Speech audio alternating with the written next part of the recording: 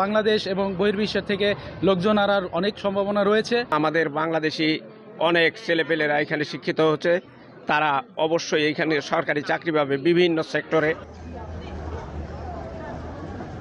গত কয়েক দশক ধরে লাগাতার কমছে ইতালির জনসংখ্যা। তবে সাম্প্রতিক বছরগুলোতে সরকার দেশটির জন্মহার বৃদ্ধিতে পিতামাতার জন্য অনেক ধরনের অর্থনৈতিক সুযোগ সুবিধা ঘোষণা করেছেন। এতেও উল্লেখযোগ্য কোনো সুখবর আসেনি দেশটিতে। গত বুধবার দেশটির পরিসংখ্যান ব্যুরো ইস্টাত প্রকাশিত প্রতিবেদনে দেখা যায়, ইতালিতে 18 থেকে 34 বছরের তরুণের সংখ্যা কমেছে উল্লেখযোগ্য হারে। রিপোর্টে বলা হয়েছে, গত 20 বছরে ইতালিতে যুবকের সংখ্যা কমেছে 30 লাখেরও বেশি।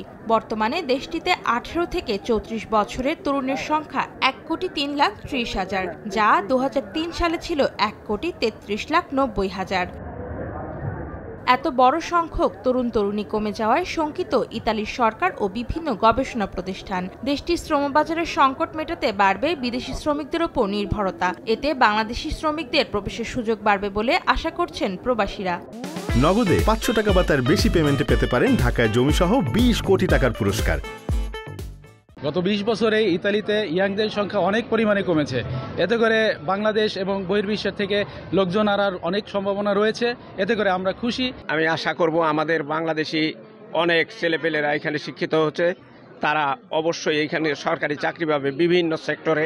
70 দশকের পর থেকে ইতালিতে লাগাতার কমছে জনসংখ্যা। বর্তমানে দেশটির জনসংখ্যা প্রায় 6 কোটি। বর্তমান হারে কমতে থাকলে 2070 সাল নাগাদ ইতালির জনসংখ্যা দাঁড়াবে মাত্র 4.5 কোটিতে।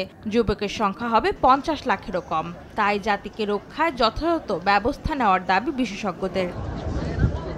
সময় সংবাদ, ইতালি।